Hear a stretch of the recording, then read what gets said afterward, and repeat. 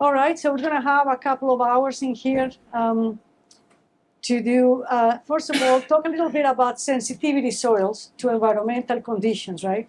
What are the soils that probably are soils that you're going to encounter also in your practical engineering life that you need to know a little bit about that. And probably you've heard about that on your soil behavior classes and or the volume change classes that you may have had on your graduate stuff. So this is going to be the first hour. The second hour is going to be related to the environmental factors that had actually a lot of questions about that, and so pretty much I prepared a set of slides to guide you over to do a little exercise that I hope you complete before Friday, right? And then I consider you graduated if you do that. But it's pretty much to estimate the environmental factor and all the models that we use and all the steps we use to do that. So I'm going to talk about probably 15, 20 minutes on that, and then let you guys know and do, and we need to divide this group into just, okay, some people will use this condition and this condition. So we'll do that on the second hour, a little bit more dynamic and for you to work and for me to stop talking. All right. So soils, sensitive soil. Sorry. Got a little bit of spicy to it.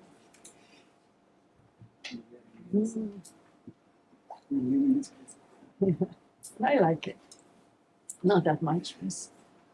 All right, so what are you going to learn today? Well, there are some subgrade conditions that require especially sign attention, and this is, I'm going to bring in here 3 types of soils for you to consider or to. I'm going to talk a little bit of collapsible soils because they're also common. And these are totally different animals from expansive soils. Expansive, when you have expansive soils, you also have a shrinking or contraction. Has nothing to do with the collapsibility that you find on these soils, are totally different. And the frost susceptible soils that also you may encounter working in other regions in here. So we're going to go for a little bit of the mechanisms of ground freezing and how in pavement engineering they consider that to predict the frost depth and the frost heat prediction for some of them. All right. So collapsible soils are, very much encountered in areas. All of these soils are encountered. You got more problems when you do have arid or semi-arid regions. Obviously, if you have an area when it's wet all the time, you're not going to have too much variations of the water content. And remember that the change in volume for these soils is not a function of the change in stress, right? You're leaving the stress alone. The stress that you're changing are the environmental loads, all right, the environmental loads. So if you have a change in moisture content from low to high or high to low, then you got the volume change on this one, which is totally different from the consolidation theory that you all learned, right? Which the change in volume was a function of the change in effective stress, right? Or the dissipation of excess pore water pressure. So collapsible soils are usually found in arid and semi-arid regions, and this is when they do more damage. And basically, it happens because the water evaporates from the soil a lot and leave all these little salts in there, okay, little salts in there that will just, create like a kind of honeycomb structure, all right? And it's very strong. If you're trying to load these guys dry, they show a very nice shear strength, okay? The problem with that is when you wet them, okay? If you, for any reason, the irrigation failed and you got a lot of water out of sprinklers or something happened to that soil and you had a broken pipe or something, and now you get a lot of water in there, the soil actually will weaken immediately. That, honeycomb structure will weaken and will totally collapse. Professor Barat showed you there are collapse can be 1 to 2 meters. I've been called from friends at the south part of Arizona when they have a big yard and they put water irrigation, something damaged, and the next day you find out a big hole in your backyard, right? All of this goes down. So that's how it is. So where they're finding, they're found in here when those soils, like for example in here, we got, this is Arizona, that's where I live, and we got some soils in here on the south, and there are some other soils in here. Loess is the main deposit. Remember what loess mean? Is the wind, right? The oleic deposit, right? So when you have wind, and this is one of the one that creates this, these conditions as well. Here in India, you also have some, and they appear when you have the desertic and arid regions and the northeast of northwestern of India. How they occur, like I said, aeolian soils or loess are one of the main ones, but also soils that are transported by water, which we call alluvial, soils that we transport by gravity, which are the colluvial soils, and soils that form in place by weathering rock that we call residual soils. So there are from all of the origin. And also we can make actually collapsible soils. If you make a collapsible soil, when you compact the soil, the optimum condition to compact will be close to the optimum condition and to the maximum that will give you the maximum dry density, right? What happens if you trying to compact a soil dry or optimum? Well, you create a soil that has much lower density, right? And you do have all these, conditions that are very prone to collapse if you let this condition dry and then wet, okay? So man-made soils out of compacted feed of low density, the dry optimum moisture content will be very flocculated, and you will actually make a collapsible soil right there, make a problem, right? They also can extend, that's the problem, few feet down to 200 feet down, okay? It's very bad. So when you have few feet, okay, let's wet all this thing, right? 2 or 3 feet, let's wet it, let's collapse it before we build our structures. But you have 200 feet, it's gonna be tough to do that, all right? So you can see sediments of 2 to 3 feet are very common on that.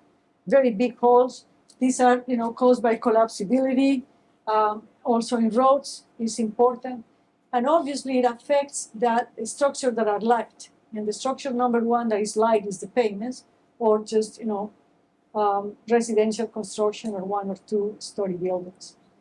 How do you recognize those guys? They have very low porosity, very high porosity, very low unit weights, okay? So you're talking about 70 to 90 pounds per cubic foot, or 12 to 14 kilonewtons per cubic meter. To characterize this is important, like, you see the origin of the soil that you see here. If you see that there's a lot of loess in here, please suspect about collapsible soils. And there are also ways to do that, right? Indirect correlations or direct measurements of collapsibility. So we're gonna go through some of them, but you can do it in non-distorted way, like, well, these are not distorted way. Actually, you can do that on a distorted way. Those are all indirect correlation. We're gonna check some of these. So this is the laboratory test. We actually have a laboratory test for collapsible soils. It's the D5333, and it's standard test method for measurement of collapse potential of soils, collapse potential. All of these samples that you collect, those are the ring samples, the typical 1 inch by 2.5 inches, of diameter. Basically, you have to have them undisturbed, because the structure is the important part of it. So you just don't remold it. Don't remold it. You need to go ahead and try to do very, little disturbance and undisturbed sample that. And you perform what we call one-dimensional response to wearing test, okay? You can do a one odometer test or double, and it's exactly the same odometer test that you do for consolidation analysis. When you have your sampling here and you put in a little box. Yes? It's not working. Right here.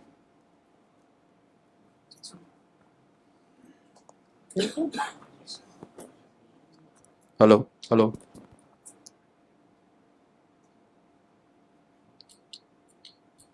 Hello. Hello. Hello. Okay, now we can hear. Hello. Hello. Yes, we can hear you. Okay, great, thank you. Okay, now I'm gonna try to put this one back.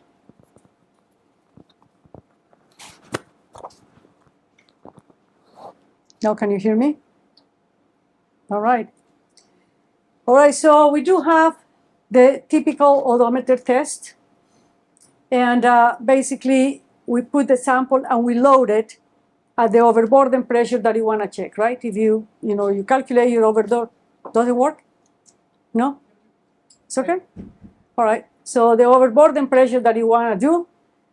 So basically, you load this one, and you're going to have a dry curve, a little bit of, sediment in there or collapse.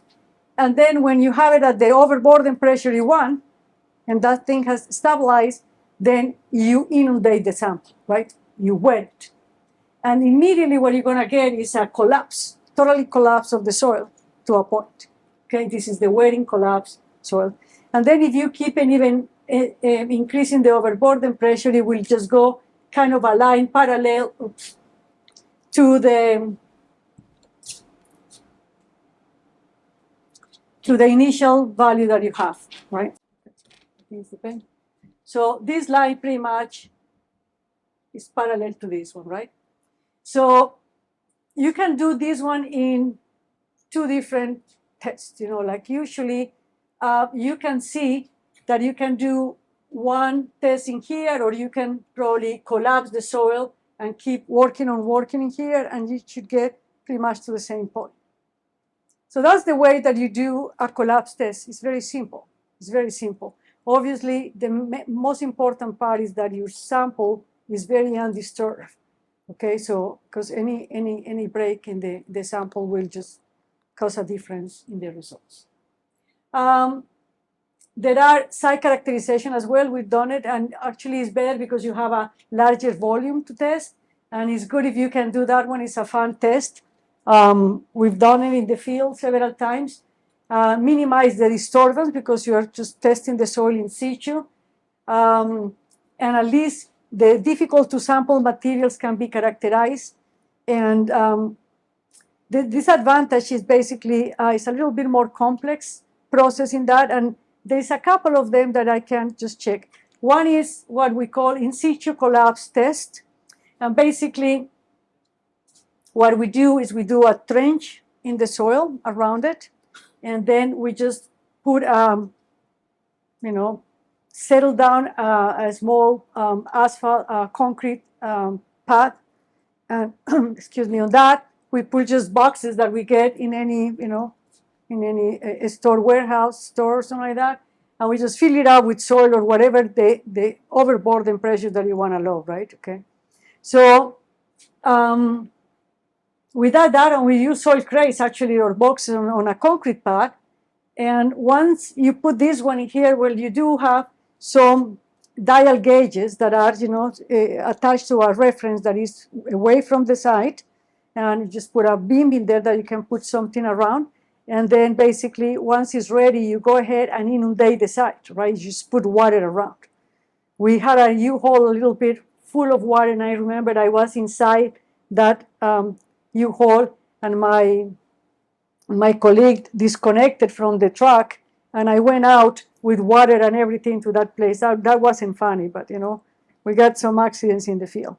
So once you do that, when you inundate everything, and basically you measure how much is that. Now, the problem with that is the following. In order to do sediment calculations, it's like any other sediment. You measure, this is depth, and you measure the strain, that is the deformations over the initial value that you got. And once you have strains around this one, you need to know where to stop, right? To figure out what is the, the summation of the strain over the depth is going to give you your settlement, right? It's the same thing that you do for collapsibility. But the problem is, where do we stop, okay? So you need to figure out what is the degree of wearing that we get in the field to do that, all right? So which is a little bit difficult to obtain. There is also a ways to do it in a borehole. We can drill a hole in here, and we put a small plate in here, and we load it, and we just fill it out with water, and then we can do some collapse tests like that, and just figure out how much it will collapse. Again, then you have to excavate and figure out what was the extent of the wearing that you did in order to figure out what is the depth that you have wearing. There are many sources of water. This is what you need to avoid when you have these soils. Mostly are due to urbanization. Landscape irrigation is a big problem for that, okay? Soils that have never been touched before, and then now all this urban development goes to these places, okay? And now you have a beautiful house with nice irrigation around. Guess what? You find a lot of holes around your house the next day, right? So broken water or sewer lines, stuff like that, poor drainage, big problem, pavement of surface as well, and capillary rise, all of these might cause some collapsibility on your soil. How can we increase infiltration? Sometimes we feel, okay, well, it's not that bad. It's been raining here always, and we don't see that collapse. Like, for example, in San Diego, California, an annual precipitation is 30 centimeters about. Well, irrigation of golf courses can increase the water to 120 and 70 centimeters equivalent rainfall, okay? So imagine the amount of water that we put on the soils, and basically we collapse the soils, right? Irrigation, golf course development, field regions, all of this results in collapse of native alluvium and deep engineering fields. This one, for example, it was a septic tank put in there for a family of 4 in 1 month, one of those farm areas. And I think in a matter of 1 week, that was injecting about 17,000 gallons of water into the soil at a depth of 10 feet down. And basically, the collapsibility was 2.2 feet. I mean, you could see the soil just going down. Okay. There is a lot of subsidence problem because of that. If you have deeper deposits of collapsible soils, okay, and you get water in there, then you start, making collapsibility as well. How do you do the settlement computations? Well, again, you need to estimate the surface flux boundary conditions that you have. How much water you're going to be putting in there is fine, but the thing is, we usually inundate it, so we just consider this to be saturated condition, right? You need to find the depth of equilibrium again. There is some area, and this is very difficult for us to figure out. There is a depth in which the environmental conditions, whatever we got for rainfall and evaporation, will be affecting the area. And all of this vary depending on the area that you're going to be located, all right? So that depth to equilibrium suction, suction may vary. Remember that if we had hydrostatic suction, will be something like that, right? Hydrostatic suction will be something like that. Now, you're going to get a point in which this infiltration and evaporation will allow this to do this or that, right? In this case, all the suction will be the same for practical purposes, right?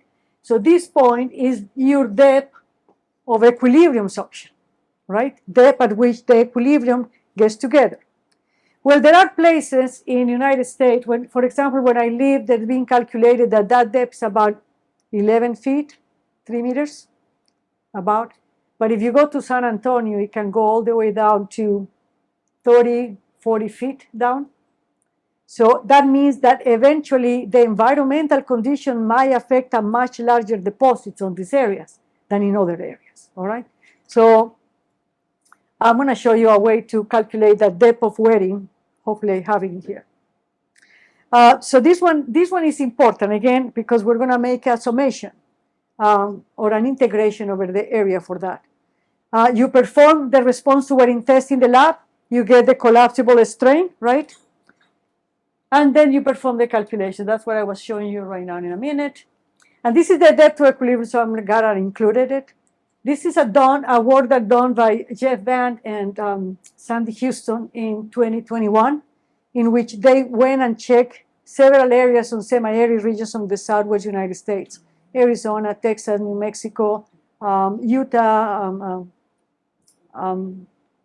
all of these areas. And they also collected data from the literature all the way back to from McKean collection on 1981, and they figured out, where the soil suction will come to an equilibrium. All right.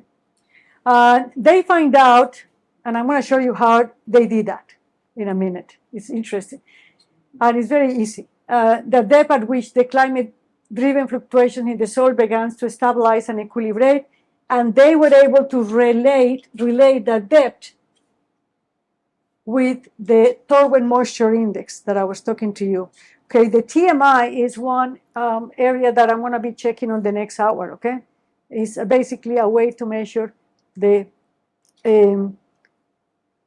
is kind of a balance between the precipitation and evaporation. All right, and they did a very nice. I think they found a very nice relationship. You can see that areas like Guwahati, minus 50, 55, the depth to equilibrium suction is very high. It's about 4 meters down. All right, so you will expect a lot of problems because the environmental conditions might affect deeper areas. But if you are in, sorry, I guess it depends on the groundwater table is very shallow. Oh yes, okay. This one is when the groundwater table is deep. This one is groundwater table is deep. Thank you for the declaration. If the groundwater table is shallow, then they stop, right? Because you got now the suction exactly. So if you have deeper groundwater tables, you're going to have a suction at equilibrium condition at any point. But if you have groundwater table in here, this is going to be your suction equal to 0, right? And then, that from then, that's going to be helping. So if you do have a groundwater table all the way down to what? 30 centimeters, 50 centimeters, probably more. That's going to be it for your stuff. That's a good point. This one is semi-arid and arid regions, southwestern United States. All right. If you have areas, for example, in Louisiana, the example we were looking at this morning, like, I don't know, TMI was about 25 or something like that. Well, you're going to find that the depth to equilibrium suction is much less than that. All right. So this is a nice piece of work that they did together. How they did it? They went and dig and they, bore holes and start measuring water contents. Water contents in January, in February, March, all the way down for a couple of years. And they figured out in the profile when the water contents were measuring, right? And if you see the graphs of all the data that they were taking, there is a point when the groundwater table have an envelope and basically becomes 1, right? It's a little variability in there. When that happens, then this is the water content that is associated with a suction at equilibrium, okay? So that was the way that they were able to measure that stuff. So now you have the settlements from the laboratory that you do collapsible soil increase, and then basically you figure out what is the wearing strain on that, and then you use you use the depth. I don't think I have the depth. Okay, here we go. So the problem is if you have all the way to 100% degree of saturation change, right? You're going to have here is the line of the collapsibility. You're going to be, so higher degrees of saturation, okay, will give you full collapse, right? Full collapse. But if you do have only like 20% degree of saturation change, right? You started with a soil with 25% degree of saturation, and you ended up with a 45% degree of saturation on your collapse, then you have 20%, and you're going to have a collapse that is much less, like 10%, okay? So you need to make sure that you understand that in the field, a full collapse, that the one that you are measuring in the lab is a full collapse, can be corrected or should be corrected by the real change in the degree of saturation that you're having in the field. All right. So this is important. That's why it's important to measure the water content, the density before and after those tests. Most common site improvement practice for payments. Usually the native subgrade of collapsible soils are soaked with water. That's what we do. That we just go ahead and just soak the, put a lot of water in there and just basically do a rolling compacted heavy equipment and just basically cause the collapse before building the road. All right. Usually sponding the water over the region, infiltrate, or put infiltration wells to do if you need to do a little bit deeper, compact the soil, and with heavy vibratory rollers or for shallow depths, or dynamic or vibratory deep for deeper foundation deposits, more than 0.5 meter or so. Or you can do just excavate and replace, which also is very expensive. But there are some methods that we can do when we have shallow, deposits of collapsible soils. Expansive soils is another animal. Okay, this is another thing that also don't follow the consolidation, equations that we learned for consolidated saturated soils. For compressible saturated soils, expansive soils are also a function of the water moisture changes. It's not only a problem of the United States, a problem of 6 of 7 continents we got expansive soils, all right? Volume change is associated, causes a lot of distresses to the lighter structures. It sometimes might be a structural damage, but usually it's a lot of damage in cosmetic stuff, and complaints of the homeowners for that. This is economic losses, due to repairs are terrible, and the worst infrastructure, the infrastructure that suffers the most are the roads, because they're very light, right? Very light, and roads are, suffering a lot because of that. All of these, here we got collapsible soils. We got the blue ones, okay, and the red ones is the expansive soils in the world. Here we go. So this is the distribution within the United States. Also, you have your black soil in here, which is some expansivity, a lot of expansivity as well on that. And probably you know more than me, in which areas you can find these expansive soils in India. Here are the blue areas, the red areas. We got a few deposits in there, and we have them recognized.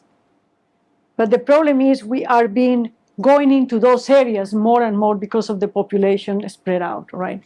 What is an expansive soil? It's a soil that has the potential of shrinking or swelling when subjected to changes in moisture conditions, right? Deformations are significantly greater than elastic deformation, so you cannot use elastic or plastic theories for that.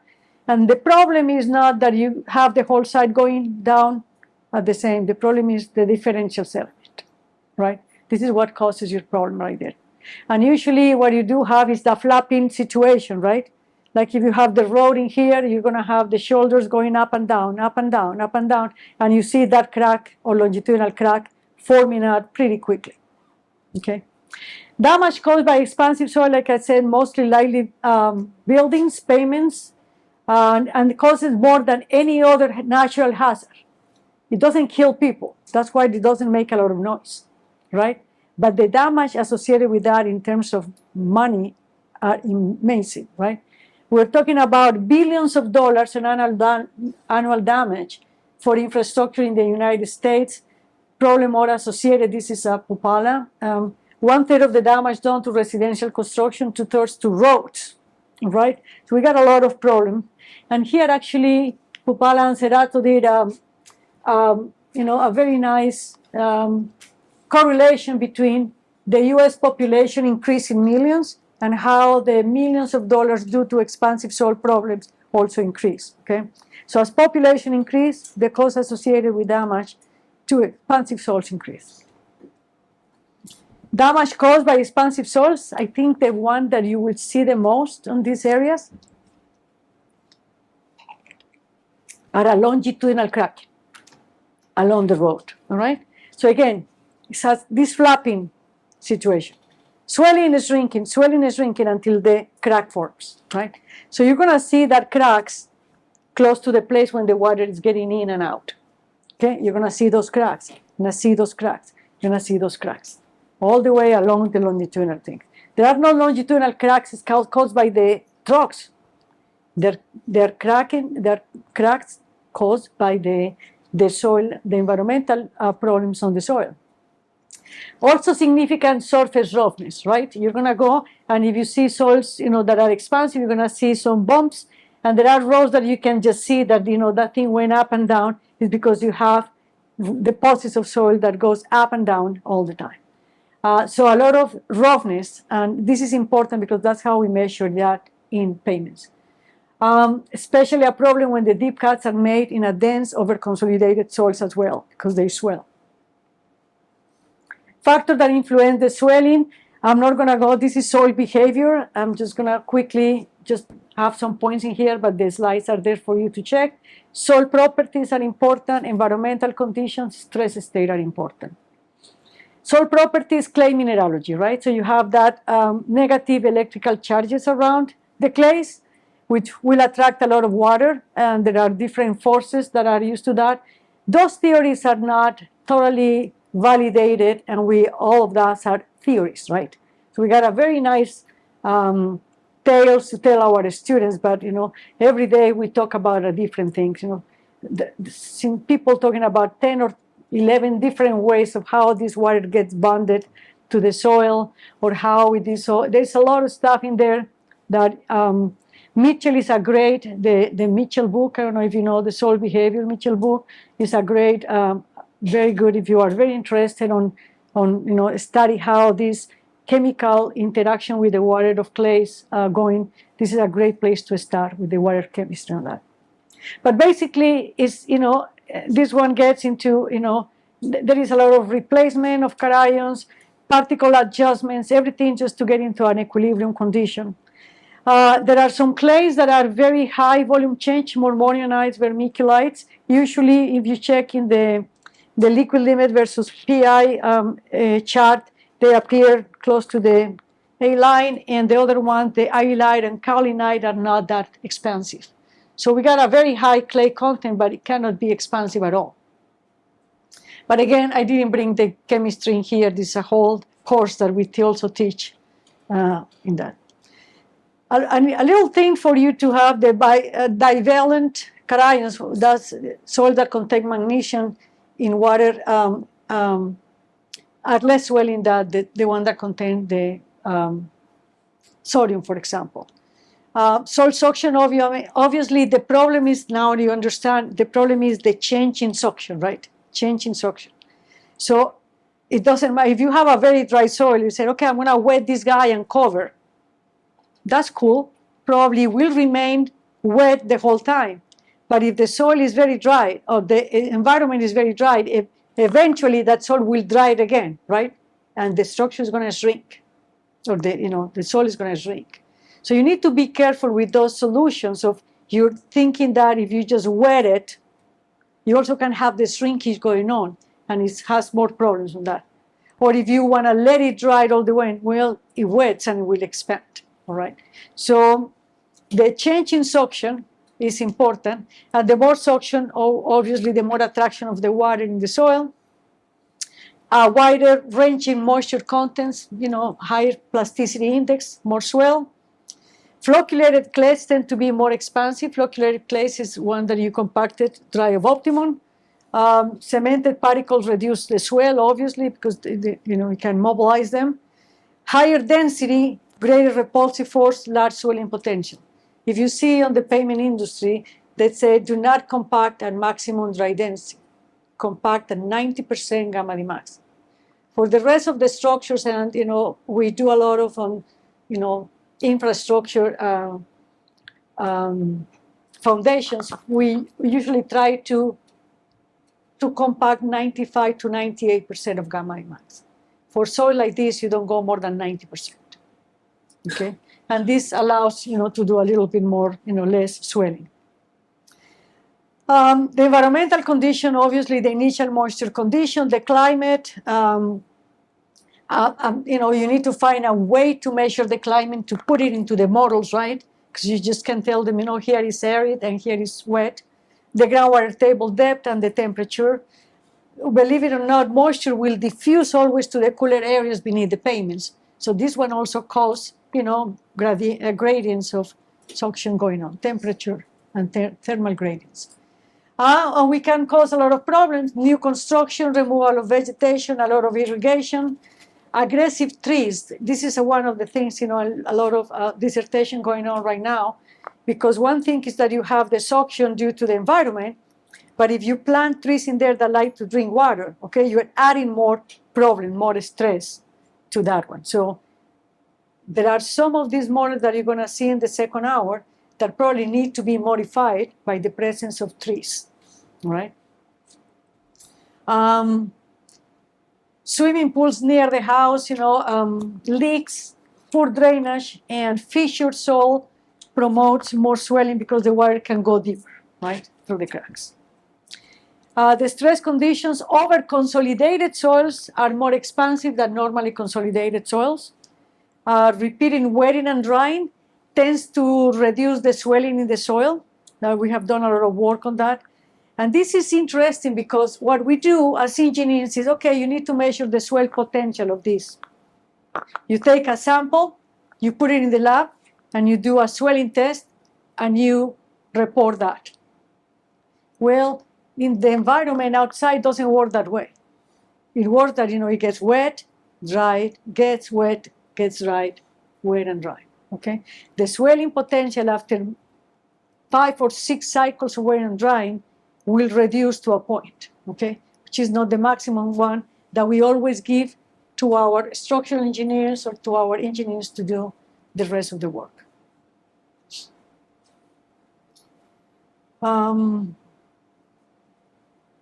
Greater movements if the expansive clays are shallow. It means that not only the environmental load that you have, but also the overburden pressure, right? If you have shallow soils, are going to have more prone to expand, swelling pressure. But if you have very deep soils, they actually can get collapsibility down there, or compressibility actually. The zone of seasonal fluctuation, already told about the active zone. This is important for you to this one. I gave you this work by Van and Houston that you can start from there to figure that out. Again, this is a very important and difficult thing to get. So the depth to the active zone is important that you get. And I already talked to you about that this depth of suction can go from 4 to 34 feet easily. How do you identify the soils? Okay, there are many ways of doing that. You start in the field, you're going to see cracking all over the place, right? It shrinks when they dry. What environmental conditions? If you have arid or semi-arid conditions, you're going to see more soils of that. There are expansive soils a lot also in wet conditions, but the thing is they remain wet. So there's not a problem with those. Site exploration, you need to go and check. This is all what you follow the same procedures as any other reconnaissance of any soil that you got. Okay, you go to the field, you study the geology of the place, you identify what areas can be done. You do visual observations, cracks around, determine the ground moisture conditions and where the water is going to be going. And other side information. You interview local engineers, interview George. George is the guy that is always working in that company. He's not even an engineer, but knows the area very well, right? So you go and ask everybody for questions and for people that know the area. Always ask questions around, okay? People know the area. They know what's going on in there. If you are getting there new, ask questions, okay? There's nothing wrong with that. You learn a lot. And this is important because you also use the experience from local practitioners that, like I said, might not even be engineers, but they're very good and they know what they're doing in the field. How to determine how expansive is your soil? Visually, again, inspection, check for fissures, for cracks, check for clay content. How do you check? You put water in there. If you see that it's soapy, okay, you get this soil in the lab because it's going to have clay right there, right? There are some other evaluations, qualitative and quantitative. I don't go to those, but there are many. They're very simple one like this. They use activity, for example. Activity is the ratio between PI and percent clay. They can use that. Or they can use, for example, liquid limit, the SPT, the end value, okay, that you get from SPT samples, and probably expansion, swell pressure, and swelling potential for, percent passing different number to 100. So these are guidelines that will take you at least, okay, I should do an expansive soil test right now, okay? That's what you need to do. Semi-quantitative evaluation, this is a very simple expansive test. You put the soil in there and you figure out how much will expand on that one. This is very done by the agricultural people all the time, right? We do also expansion index tests, the response to wearing tests on the odometer, correlations with other index property. This one is 2006. We got a lot of soil, like 300 soils from the area. We got PI passing 200, liquid limit, all of these parameters. This is very empirical equation. And we were able to get the swelling potential, the free swell out of and we put together all this data and we found the R squared is not, anything for us in geotechnical R squared of 0.5 or more. He said, yeah, that's great, right? Structural engineers will kill us, right? But for us, that's not a bad, and not a bad correlation. So that means that you do have means to figure out if that soil is expansive before getting into all these, testing requirements. And this one is based on WPI again. Every time you see WPI, you see that is me going around because I love my WPI. This is the odometer tell. Again, we have summer programs when we get teachers to teach the students in the high schools. And we give them a little bit, a cell or something, and they do, with a little dial gauge, and they do swelling tests all the time, so you can do that one pretty easy. Again, you apply dial gauge, you get the sample in here sandwiched between porous stone, and you saturate. This is something wrong with this picture. Do you know that?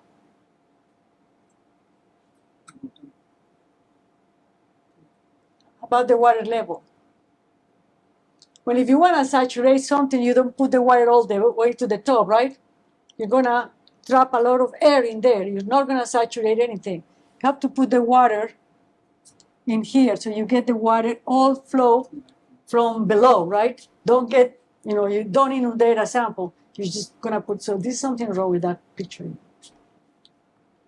This is the STM standard D4546. That is the one-dimensional swell or collapse soil.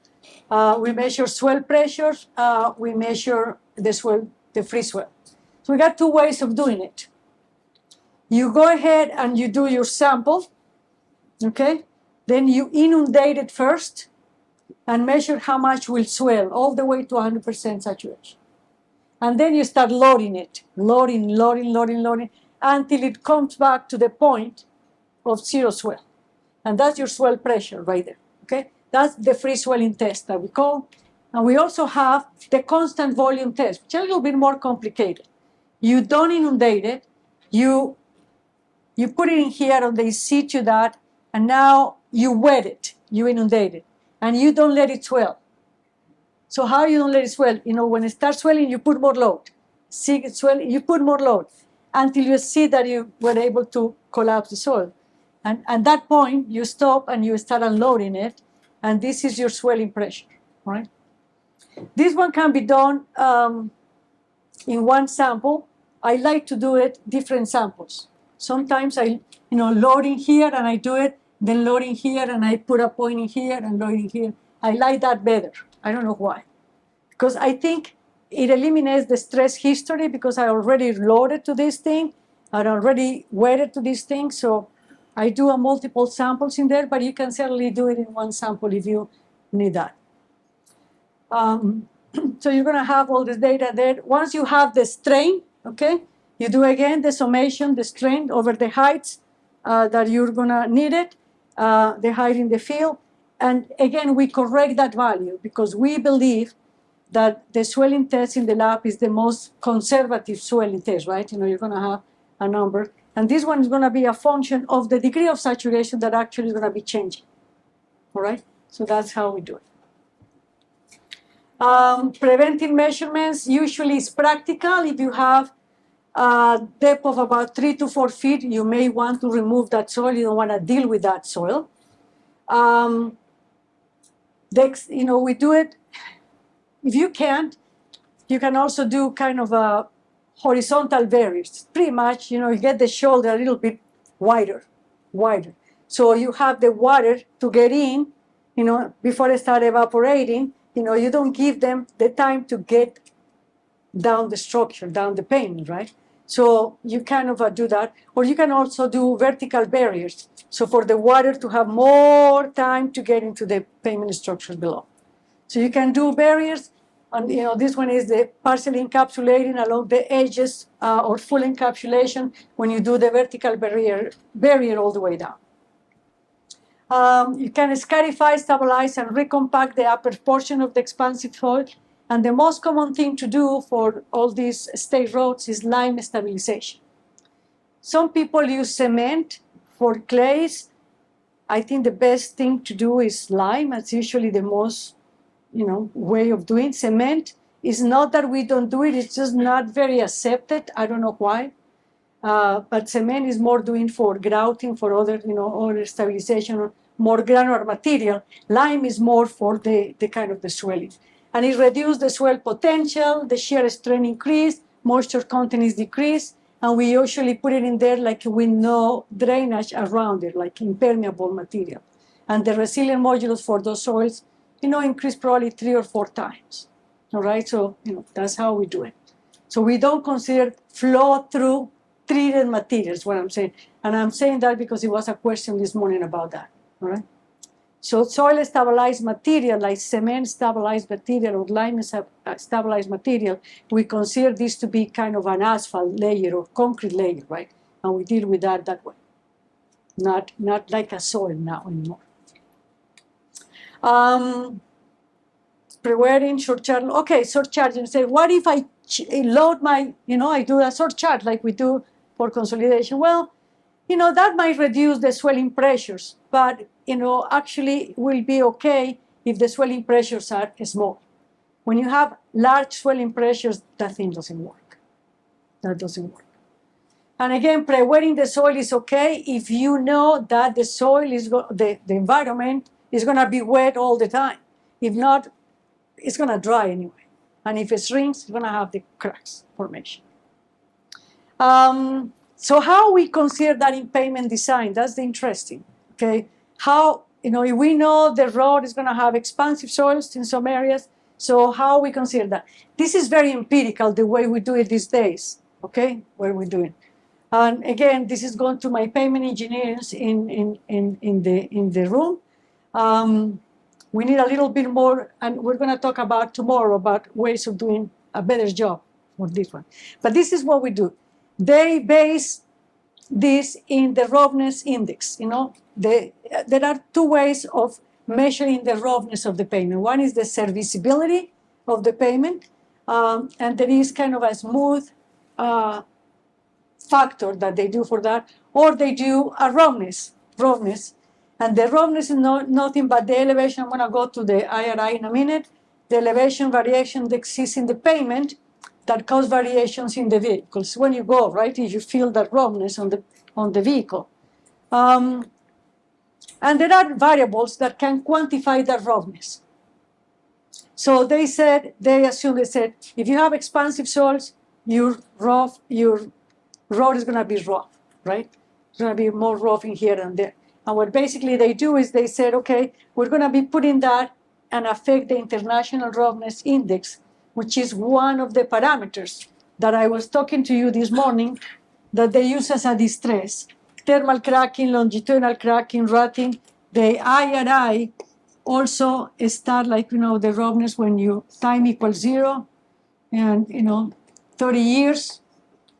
And you start more rough, this, and there is a point when it comes that they always said when you come to this point, do rehabilitation on the road. Okay, they put some surface layer and they start again, right? When it comes in here, they do rehabilitation again. Okay, and there is a point when they said, okay, the road needs to be replaced. Okay. So this also is a function of time.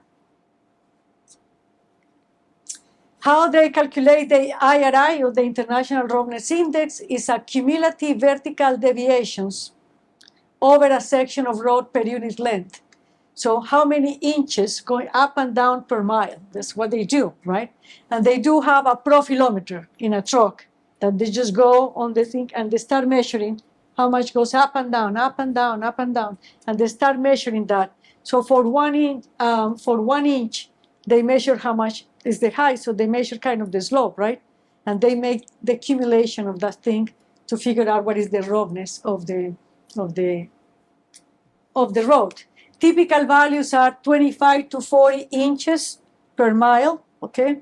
Or when the road is super rough and it just need maintenance, it's probably 250 to 480. So this is the equation that they use to do this line with the time. This is the International Roughness Index, and they use the initial value. That usually after construction there is a value, and there is an empirical equation that has a psi factor, and I'm going to explain to you in a minute what is this. This is an important one for us. They have this one is HMA, this is asphalt, this is fatigue cracking, thermal cracking, and rotting. All the distresses that you have in the pavement.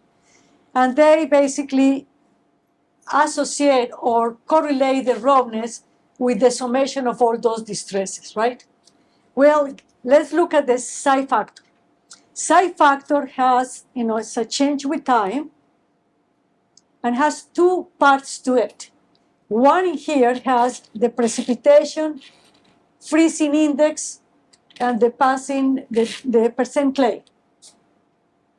This represents the roughness due to the frost condition that we're going to see next. The second one has precipitation, PI, and passing 200. These factors represent the high volume change that you may find on the road. That's how they measure that. It's very empirical, as you can see. Very empirical, right? So we need to do a better job, and we're working on that. But this is what is being done forever. And actually it's done forever in the whole world. So it's an empirical measure of the roughness. And basically what they said is, if we have high PI and high passing 200, right, we're going to have high expansive soils. And we got more precipitation, there's going to be more change in this one. All right. So there are equations like the IRI for everything, for plain concrete pavements. And again, the psi factor appears in here. Psi factor right here. Okay. And the psi factor again in here is a couple of factors. This is a function of freezing index, and this one is the passing 200. Okay.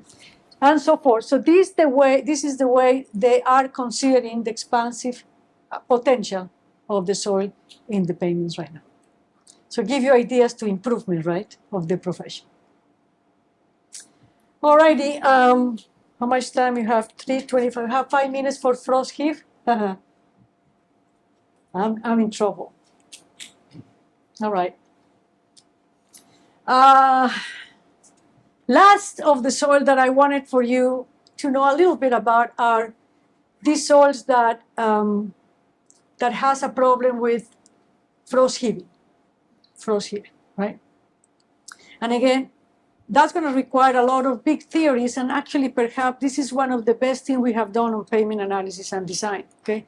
Because if they are able to figure out the temperature with depth, right, they should be able to figure out how much frost depth is going to be right there, okay? And this is problem number one that they have solved. And the problem number 2 is how much, if the soil is susceptible to heave, how much will heave, all right? So it will require, obviously, now thermally driven moisture flow, okay?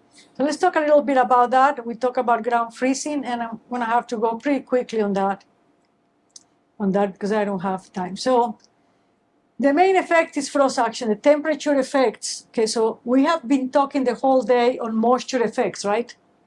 And not on temperature effects. So this is the second very important parameter on the environment, the temperature, right? Temperature.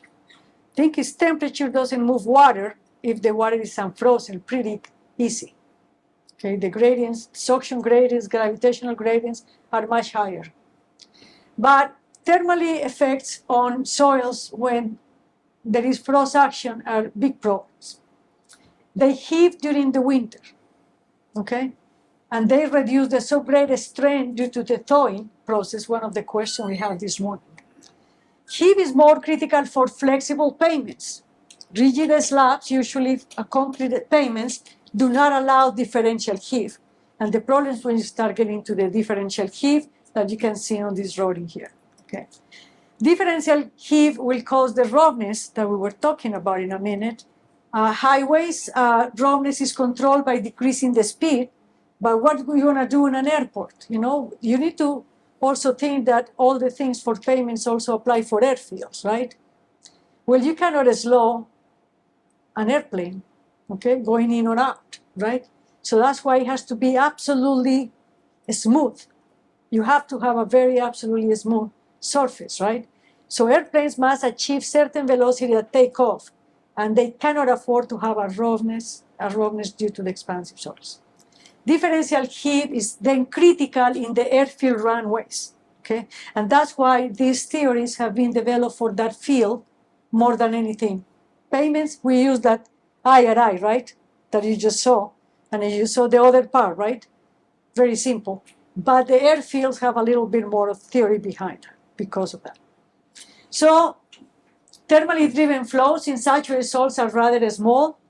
However, when you have unsaturated soil can be large and are important in applications like subgrade stability, swelling soils, and heat transfer and storage. You heard from your professor yesterday or so about the Philip and Debris developed for the theory of the couple of heat and moisture flow, and it accounts for both the liquid and the vapor phase flows on that one. So the vapor phase is one, the liquid phase is another one, okay? And you need to figure out what you need for solving the problem. For when you have vapor flowing through a soil, you're gonna need temperature gradients and moisture gradients. When you have liquid, you're gonna need temperature gradients, moisture gradients, and gravity, all right? Moisture gradients and gravity. And I'm gonna go to that a little bit later. Okay, so these are the Gordon equations. Again, I'm not going to go very in deep on this one, but you have a amount of vapor flux that is going to be a function of the thermal gradient and the moisture gradient. When you got the flux of the water in here or the liquid, you're going to have the temperature gradient, moisture gradient, and the gravitational gradient. So the three of them, right? For those, you need the constants, or to figure out. So the constants are going to be, this one is going to be the first one. This is going to be the thermal vapor diffusivity, okay? And you're going to have in here this is the thermal, and this is the isothermal for the water content. Diffusivity is just to give you a little bit of idea of that, how many factors you're going to need. And this one is other diffusivity for the liquid, the thermal liquid diffusivity. And this is the isothermal liquid diffusivity. And I'm done with the time. Sorry about that. I'm going to have to give me another 10 minutes. And this is the unsaturated hydraulic conductivity that you all know about that one. That's the vertical direction. So for all of these diffusivities that you need in that, or those factors of correlation between the vapor flux and the temperature gradients and the moisture gradients, all of them, I'm just gonna, very quickly that these are either a function of tortuosity, air content, relative humidity, and temperature.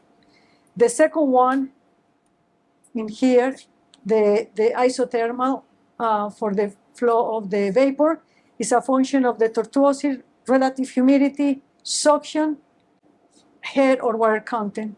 And the ones on the liquid, you already know that because you see that in the morning, is a function of unsaturated hydraulic conductivity and the suction and temperature. And the second one is a function of the unsaturated hydraulic conductivity and the saltwater characteristic curve, all right? So all of these we need also to solve these equations, all right? So, as a summary, we need 4 relationships to describe, which are the permeability, the unsaturated hydraulic conductivity as a function of moisture content or suction, the thermal conductivity as a function of water content, the volumetric heat capacity, and the saltwater characteristic curve as a function of volumetric water content. And obviously you got parameters, you can measure them in the lab, but also you got a lot of parameters depending on the soil material, right? So thermal conductivity properties are available for air, water, ice, for all the materials, soil, shell, different rocks and stuff like that. Heat capacity as well on that are also available. Volumetric heat, you're gonna need latent heat as well, heat of evaporation, and I wish I could go a little bit further in that. But there are equations that are also empirical that relate, for example, the dry density and the water content in order to get the volumetric heat, okay? For frozen soil, and so forth. So those are the values that we use. The heat of fusion, you're gonna need. Heat of vaporization, you're not gonna need it.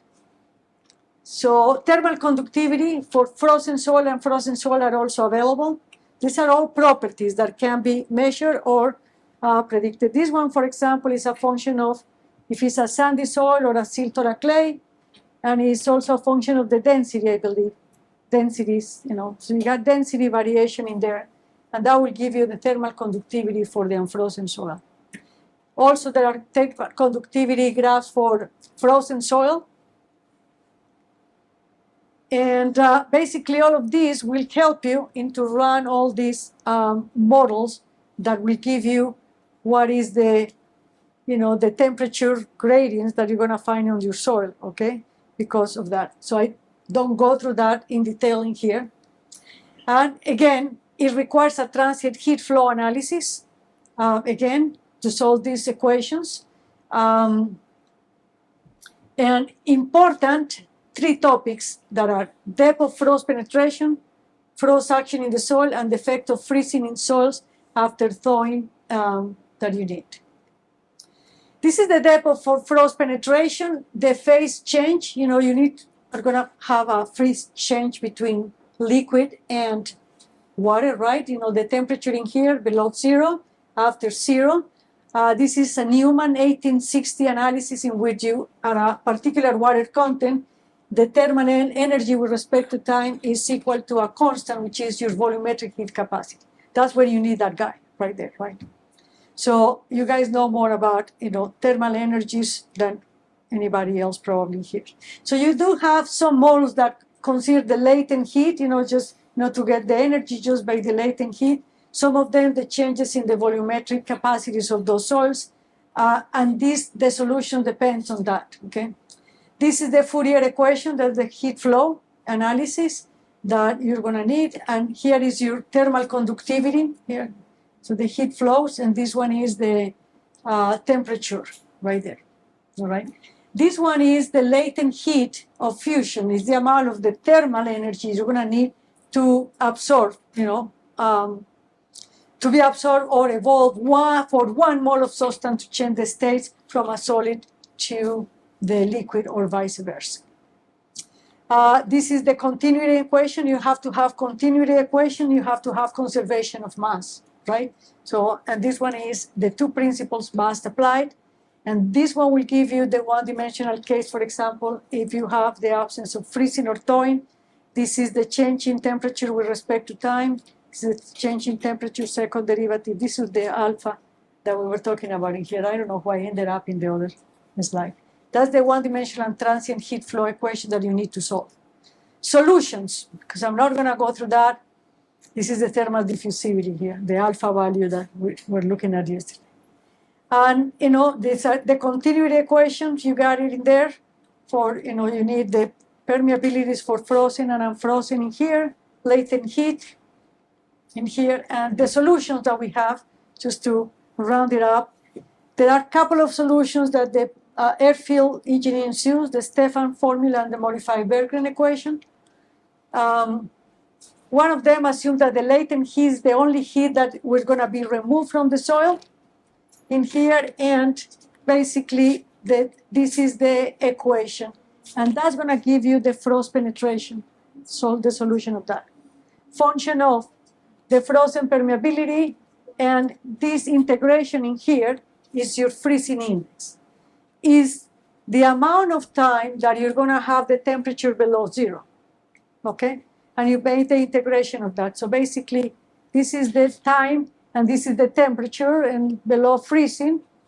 And this amount of days that you got freezing temperatures is your famous freezing index that you're going to find in all of these equations that you get. So this is one of the solutions. It's just, this.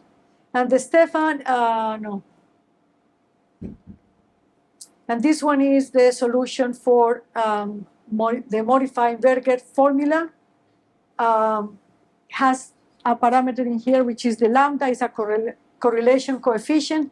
Again, get the average thermal conductivity for frozen and unfrozen soil.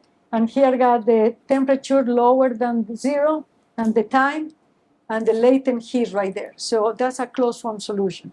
This lambda, you get it out of a couple of graphs.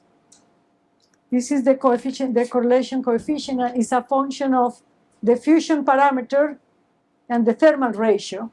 And those are the fusion parameter. The thermal ratio is nothing but the temperature above freezing and the temperature below freezing. And the fusion parameter has to be with the heat capacity, latent heat, and the temperature on that. So all of this is already there. Closed form solutions are available to those equations. And this is one of them. So if you want, we can probably stop for you to have any questions in there. In previous tutorial, if you want to extend, if you don't want to take break, No, I'm okay. I just finish it here. I just feel like, I'm going too fast, but, but have you been able to figure out everything? Because I'm going too fast. I'm trying to get all this. So the last thing is the frost heaving, right? So one thing is you got the frost penetration, which is great, but some of the soils heave, and that's the problem that you're going to find. They heave. So the problem with the heaving is that the freezing of the soil might make formation of lenses of ice, okay? And that only occurs in few soils, okay? And I'm going to have the spoiler in here. There are no sands, there are no clays. There are no sands because the water can go in and out quickly. For clays, the water, it goes slowly. And that freezing, that formation of the lenses depend on the cooling rate. So if the cooling rate is too high, there is not much heave, as the water cannot migrate to the ice lenses. If the rate of cooling is low, the soil is susceptible to frost, okay? And if there is water available, like at any water table or perch water, frost heave will occur. In order to have frost heave, you're going to need frost-susceptible soil, you're going to need freezing temperature, and you're going to need water, okay? If you have those three conditions, you got the frost heave occurring, okay? Again, there are driving forces, are the equivalent hydrostatic pressure gradient caused by the removal of the liquid water. So you have the front of the frozen soil in here going, and that creates a suction, okay? Actually, a frozen soil is like a drier soil, okay? It creates a suction and trying to bring more and more water into that. And the second one is an osmotic pressure generated by the high concentrations of ions in the water adjacent to the ice front, and the interfacial tension between the water and the ice. So there are driven forces for this water to be transported and form the ice lenses below that made the soil heave, right? So again, when the suction increases, because you're driving this water into that, the suction increases, freezing will reduce the hydraulic conductivity, all right? So clays can withstand higher suction values, and therefore the hydraulic conductivity doesn't get very affected because of that. So if you want to see here, this is the comparison between the clay conductivity, the sand conductivity, but look at the silt, where it goes. So silt has the capacity to get the water in at a certain rate that those ice lenses will form. And the silt material is the one that you're going to have to be very careful with, all right? Clay, like I said, is that. These are methods that get the estimate of the rate heave empirically. You have different soil types, and this is the percent passing 200, and this is the average of heave. If you see, the soil that heave the most are silty material, okay? Here there are some clay, lean clay material, and you get into here more sandy materials in there. But silts are your problem, okay? Soil that have more than 3% of particles, finer than 0.2, are potential for frost susceptible. And I already talked about the sand freezes homogeneously with depth, no problem with frozen. In here, clays also, but the silts are the problem, so you're going to have in here. This is our U.S. Army Corps of Engineers that classify the soils as a potential frozen condition. This is the worst, and these are the silt, very fine silty sands, clay with pI less than 12, and some other clays that are layered. Okay. How do you mitigate frost heave in pavements? Well, you basically increase the thickness of the granular base material. So what happens is you calculate the frost depth, right? You can have all these differential equations calculated. And if you figure out that the soil is going to be frost heaving, okay, what you do is you put more granular base material on top, all right? So the depth of the freezing doesn't get into the soil that is susceptible. So this is one way. Or insulating the subgrade of the soil. Geotextiles have been used for that, and what we're going to talk about the last day. Or reducing the water content by drainage. Okay, if you don't have source of water, then it's not going to be happening. Okay, 2 methods for the design. One is the limited subgrade frost penetration, like I said, requires a sufficient thickness, and there are graphs and tables when they said, okay, if you have this depth of frost penetration, increase this guy by this amount of inches. And the other one is the reduce the subgrade strength. Basically, is assuming that the subgrade is going to reduce the strength due to that at a particular layer. Right? And then you calculate with the 2 methods, and there are graphs and figures when you calculate, and you figure out which one requires the higher values for the granular base to be increased, and that's the one that we use. That's why we got such a big increase in granular base materials in airfields. All right. On road considerations, you already saw that one. Is again, this one is for airfields, this one is for pavements. We consider the psi factor in here. And this is the freezing index. And that's considered very empirical as well. And we did a good job on doing that, but we're going to see that tomorrow, I guess. Doing a better job on that. All right, I made it. All right. Any questions that you may have on this? I know there's a lot of stuff in there, but at least I wanted to have the idea, okay, of the problems you're going to find and the ways that there are solutions and there's stuff like, this material is being collected for many, many different sources and information. So it's difficult to find everything in one place. So this is, good sources of information for you to keep. Any questions on that? Yes, sir? Yeah. Yesterday, while explaining experimental methods to determine the flow through unsaturated soil, so you mentioned unsaturated coefficient of permeability.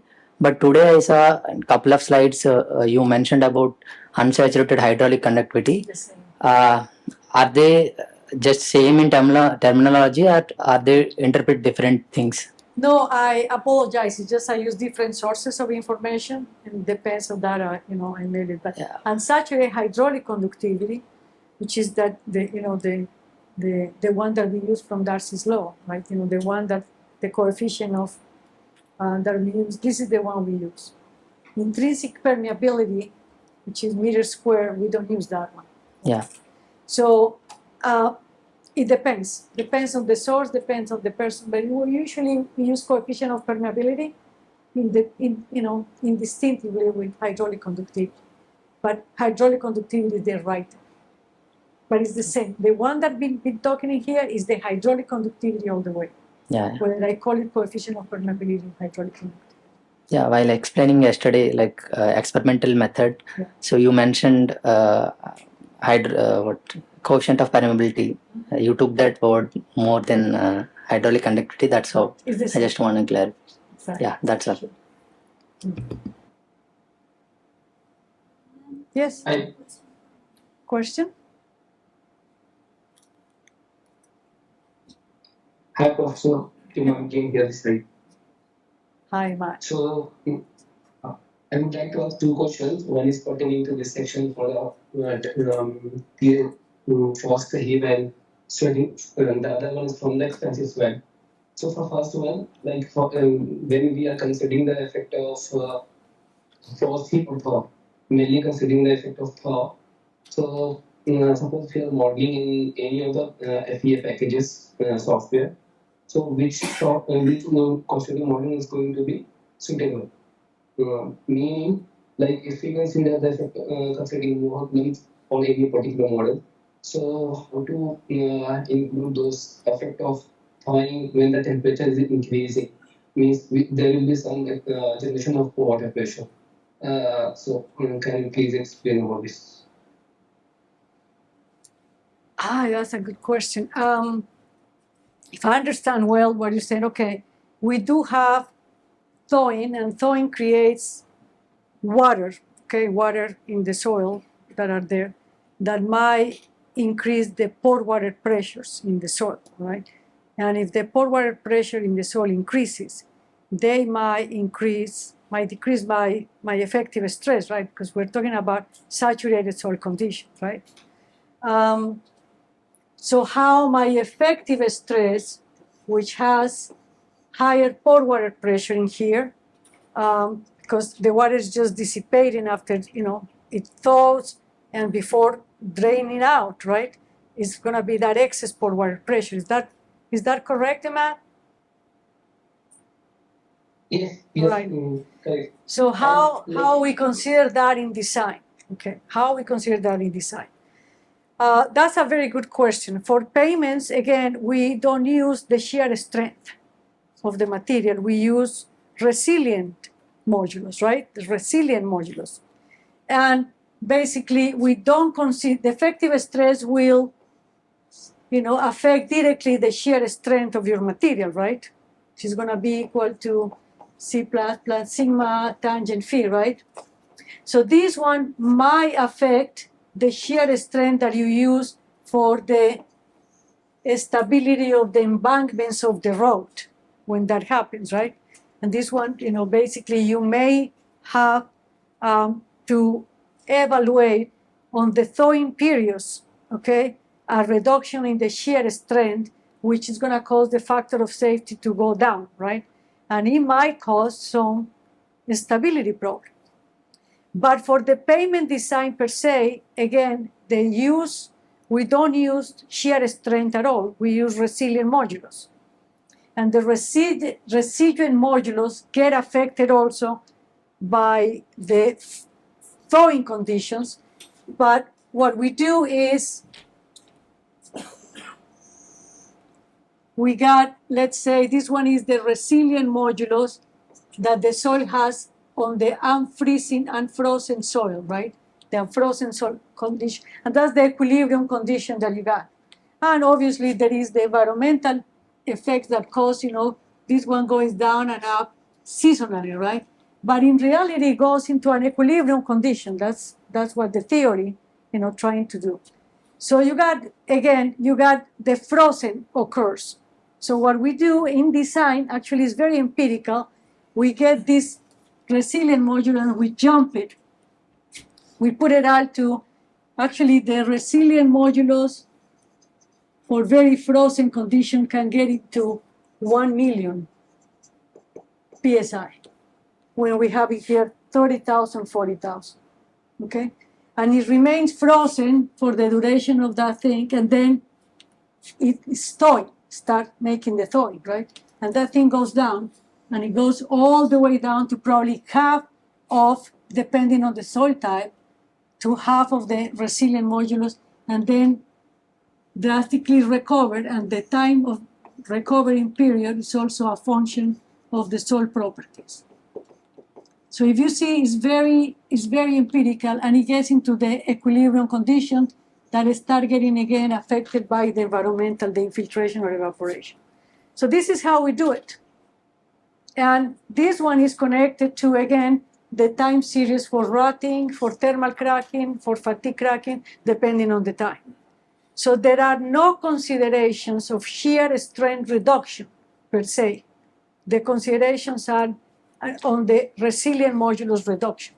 And there are empirical equations that reduce this value to a point depending on the soil type.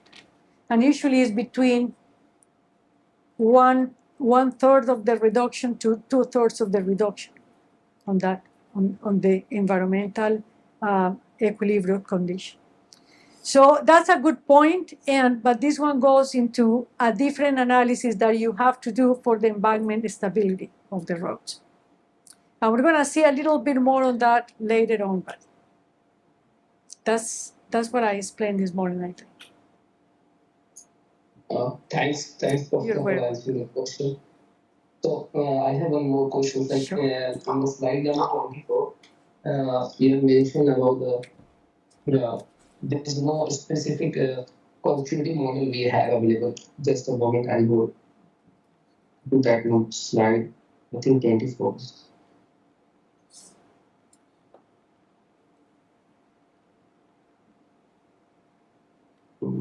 That's for Yes. expansive soil or for? 6. Just I don't see the number of the slides in here. yeah, like in the definitions we have in the third bullet points, deformation is significantly greater than the elastic deformation and cannot be predicted by elastic or plastic theory. So suppose if we have to simulate this. Yeah, what I tried to set in there, and okay, I think that's going to this paper, right? Mhm. So we have generally more pull-up and bracket model. We go for the pavement just to include the linear increase in the linear stiffness. So which model we should use for this particular case? For expansive soils? I'm sorry, I don't understand what you're asking me. Do you have any audio? Are you talking about expansive soils?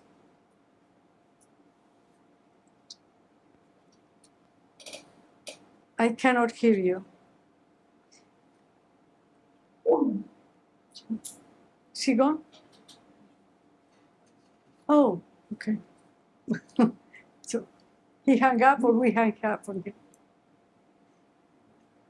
I don't understand. I'm sorry. I don't understand what he was asking. Did you guys understand what he was asking? Anybody?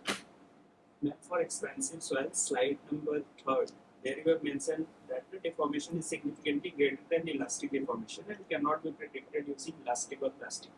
Correct. So that's what he was referring to, right? And that was expansive soil, right? yeah. So what was his question? So if I want to estimate the settlement, then which model should I use? Okay. For the expansive soils? Yeah. That's gonna come tomorrow. You're gonna be happy to hear that. Actually, like I said, for payments, This right one. here. For payments, what we cannot just use the consolidation theory. That's what I try to say in here. You just can't do that. All right. The changes are not within that range. So in payments, what we do is we use that international roughness, very practical, empirical equation. We put a value in there that will add to the roughness, and that's pretty much it. So this is too bad. This is too bad. So tomorrow you're going to see a model that Austin Olay, one of my PhD students, put together about 3 or 4 years ago. Almost got a prize because of that. You know, it's an amazing model that he put for, you know, it could be for any condition when you do have access to the environmental changes, like a payment or a slab on grade or something like that. And that model, I'm going to be explaining to you tomorrow what we did on that. It's a little bit more complicated for sure than what they did in here. Right? But we can apply this to the IRI. Actually, the real model we can apply to the IRI, and on an empirical basis at the end, but at least the model is mechanistically rigorous, and we can do that. So yes, tomorrow I'm going to be, if you're still there, we're going to be working Yes, I'm here. We're working in a model to estimate expansivity for payment design, okay, that will replace pretty much those, that equation that we had for the psi factor in there, all right? Or, it's not going to replace the factor, but it's going to be finding that factor in a mechanistic, rigorous way. Okay, so you're going to see that tomorrow, okay? Sure, thanks. You're welcome. Hello, madam. Yeah, Yes. ma'am, here. Yes. I have a couple of questions. First one is related to the heaving that you have explained related to the freezing or frozen of soil. So there you have mentioned the suction is increasing. Suction increased when the soil is frozen. Yes. So could you explain a little bit more how the suction increases? So yeah, I went too fast in here. I was Yeah. mortified, but it's in here.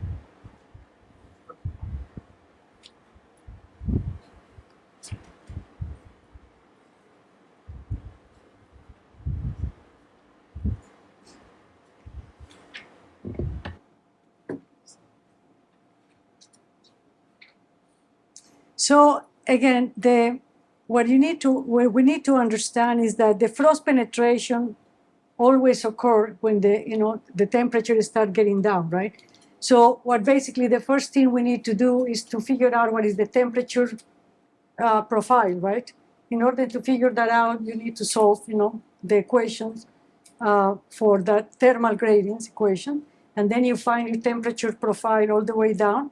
When you get into the zero, everything that gets into the zero, we assume that the water freezes, right? Water freezes, and therefore you do have that profile, right? So now we're talking about, you got this one, and the soil might not freeze. It's just a granular material. It could be any clay material thing, and it will not heave. It will not heave. It will just froze, and it will thaw. It will reduce the resilient modulus, but the problem is when the structure start heaving, because it start creating cracks all over the place, and the problem, right? And for that to occur is because it start getting the ice formation below that, the ice formation in there. And I guess I explained pretty quickly also, the ice formation will form because you have different gradients in there that are gonna be contributing to that movement of water, to those ice lenses to form. Now, when you get the water to be frozen and to be driven into the ice lens, the soil is going to reduce the water content because the water is going to go into that lens. Okay? If there is water, the water is going to be going in there and it's going to be freezing and it's going to be becoming part of the ice. Okay? And now the soil is going to be having reduced water content. And there is going to be, actually, there are solutions for this that imply that, if we use the saltwater characteristic curve, when we do the suction versus water content, okay, there are solutions that imply that the suction is also forming when you have the temperature changes. All right? It's like that saltwater characteristic curve. When your temperature increases and you're driving this water into the ice lens, the water is less and less and less, and now you're creating suction. So let's see what we find this in here. Okay, so when the water is being brought to the ice front, okay, that creates the highest stress. Actually, it's like an effective stress, okay? That due to that, the decrease in the port water pressure that you have because you increase the suction. In here, it's going to be a little bit better explained. As the negative port water pressure increases, because you are removing the water out of that soil, okay, the freezing will reduce the hydraulic conductivity, and now we're going to have less water going through that. Now you do have, instead of air, you're going to have ice, right? And the ice will not conduct the water through, and now you're going to have a reduced permeability to do that, right? So that small suction that you have in there will be enough for water to drain if you have a sandy soil. Okay, you got a small suction, so that thing goes down easily, fast. But for clay, when you say this suction, are you referring to the suction of the soil, or you are talking about the ice lens? I'm talking about the suction of the soil near the ice lens, near the ice lens, okay? And the one that is bringing the water into the ice, okay? What are you bringing?